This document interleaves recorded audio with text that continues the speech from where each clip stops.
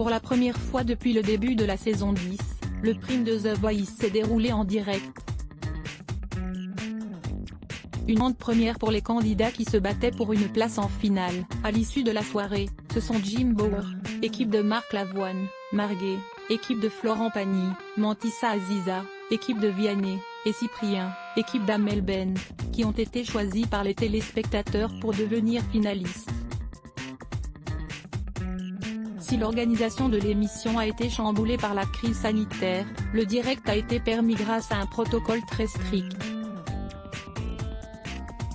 Les candidats ont notamment été testés plusieurs fois et sont restés confinés durant 15 jours avant le prime.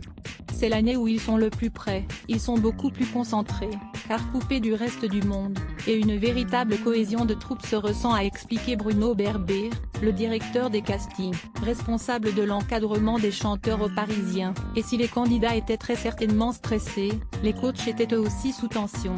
En tout début d'émission, à la fin de la prestation de la candidate Glada, Florent Pagny s'est montré légèrement agacé à cause d'un problème technique. « Il va falloir qu'on ait plus de son sur le plateau », a-t-il lancé. « Je sais que ce qu'elle fait, en parlant de Glada, elle le fait bien, et que ce qui va passer à la télé va être ce qu'il faut, mais nous, sur le plateau, il va nous falloir plus de présence, de son », a-t-il ajouté un brin soucieux. Ce à quoi Nico lui a répondu « On est en direct, on s'adapte, ne vous inquiétez pas. On a les équipes pour ça.